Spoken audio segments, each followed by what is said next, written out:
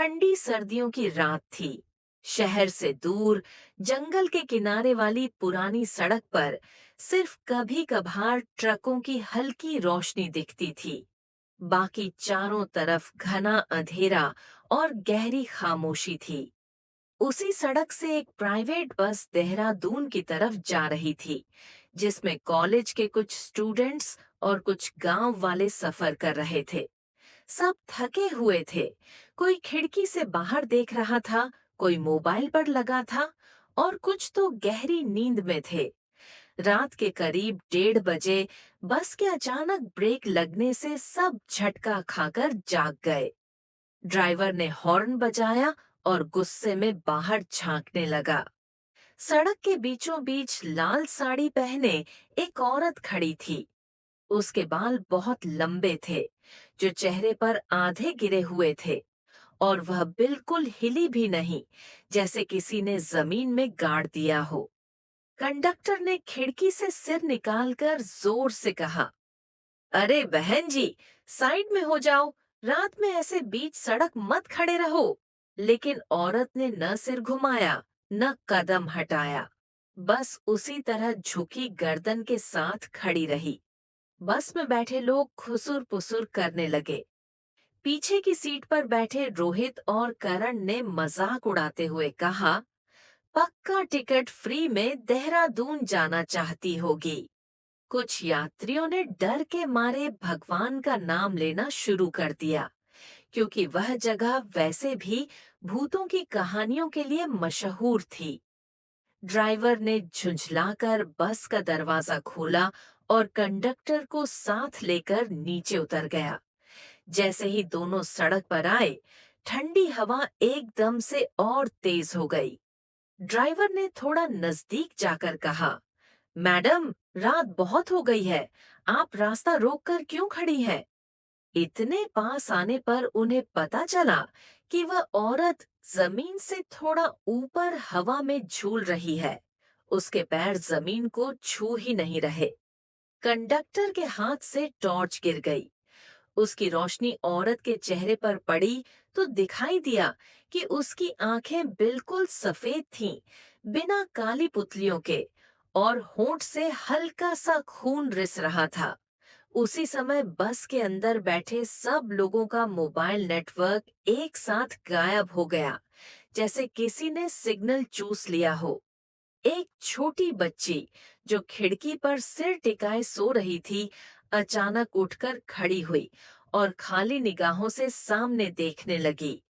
उसकी माँ ने घबराकर पूछा, क्या हुआ बेटा? बच्ची ने बहुत सपाट आवाज में कहा, मम्मी, वो आंटी कह रही हैं कि आज बस में जो भी हंसा है उसे साथ चलना होगा। माँ ने डर कर पूछा, कौन सी आंटी? बच्ची ने बिना बाहर देखे जवाब दिया, वही लाल साड़ी वाली, जो अभी बस के दरवाजे पर खड़ी है।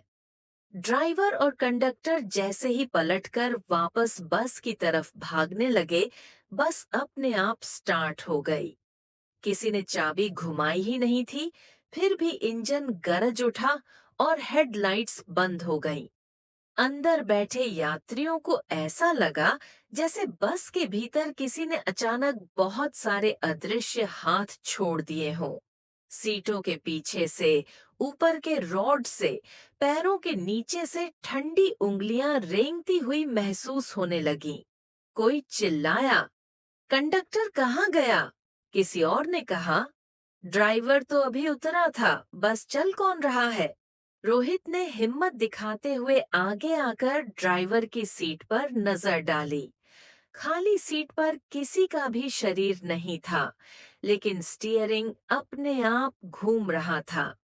आगे के शीशे पर धुंध की परत जम गई थी और उस पर किसी ने उंगली से उल्टा लिखा था, पीछे मत देखो।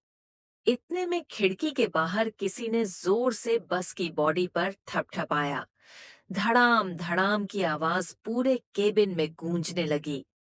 करण, जो सबसे ज्यादा मजाक उड़ा रहा था, डर के मारे सीट पकड़कर बैठा रह गया, लेकिन फिर भी उसका सिर अपने आप खिड़की की तरफ घूमने लगा, जैसे किसी ने उसकी गर्दन पकड़ ली हो।